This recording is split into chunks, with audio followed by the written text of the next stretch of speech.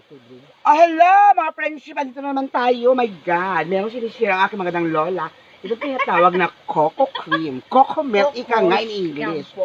Ito po ang aming ito po ang aming butihing shampoo sa probinsya. Kasi wala kayong pambili ng shampoo, o di kayo pambili ng lotion. Ayun ba anong sikreto ng mga matatanda dito? At nag-iedad sila ng almost 80, 70, at merong mga 60. Tignan mo mga balat nila, nakikinis ng mga balat nila. Kung i-imagine, kasi fresh ang ginagamit ng Coco Milk. Organic, hindi mo, walang hindi process na machine. Kung i-imagine yung mga yan, pwede pang gata, akala nyo ba ang gata, pang gulay lang, pang pang mga blangka, hindi. Pwede po ito sa balat. O, di ba? O, look.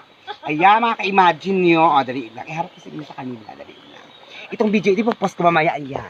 Pakilala ko sa magandang lola. Kaway, mga lola, ayan. Mga maganda namin mga lolo't lola.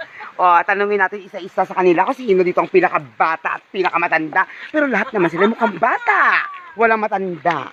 O, ito ang aking Lola Emma. Sandali lang.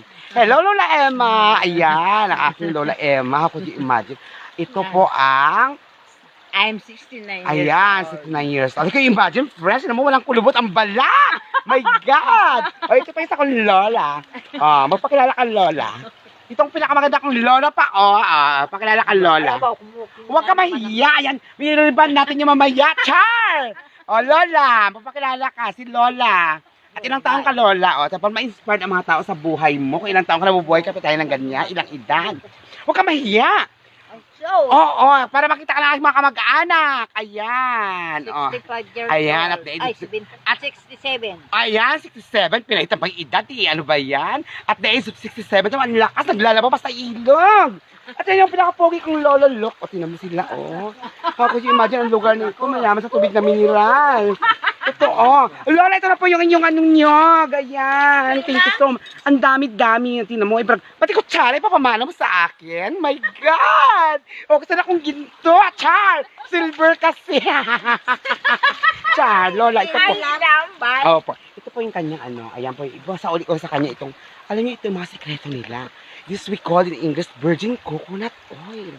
Kasi hindi pinaprocess. Virgin oil? Yes, virgin coconut oil. Ito po ang aking Lola. Ito po yung kanyang fresh coconut milk. Ayan. Thank you so much, Lola. Ayan.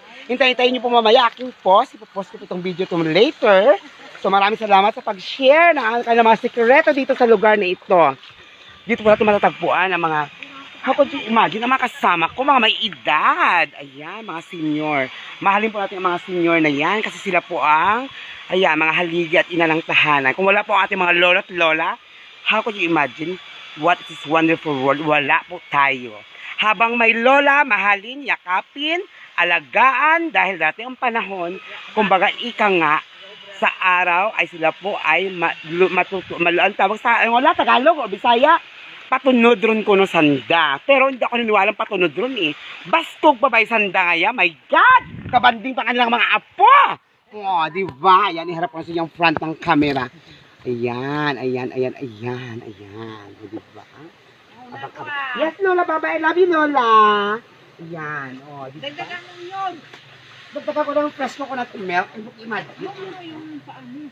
Lagyan mo ng yun. My God, ako may amoy, kung may nigsan? Amoy migsan. Ano yung ulo namin? Walang uban. Oo, ayan. Thank you so much. Ay, thank you so much, Lola. Parang walang kape. Yes. Anak mo, may kape dito sa lieg. Paano kasi? Ay, lotion siya ng lotion. Ayan. O, diba? O, tinan mo, Tinan mo, Ayan, tinatawag na ginataang junior. Pwede pa nagataan yung tao. Oh my God! Wala ako nagkakuan. Hindi ako naglalagay sa ulo. Oh, diba? Bye-bye, Lola. O, later. Wow, thank you. Kasi mainit sa buhok, Lola. Ayan, imagine mo. Gawin na yung lotion. O, diba? Yes, love you po, Lola. See you later. Ako naglalagay ng niyog. Wala na akong uban. Diba? Abang. May akong ganang. Diba? Iharap ko pa sa inyo, aking butihing lola, naglalabas siya. Ayan. Diba? Kaway-kaway lang sa mga audience mo. Diba? Ayan. Sige, laba-laba. Could you imagine, ang yamang mineral na tubig na yan, bibili pa ba? How could you imagine sa Maynila, magkano ba for cubic ng liter ng tubig doon? Diba ang mahal? Dito,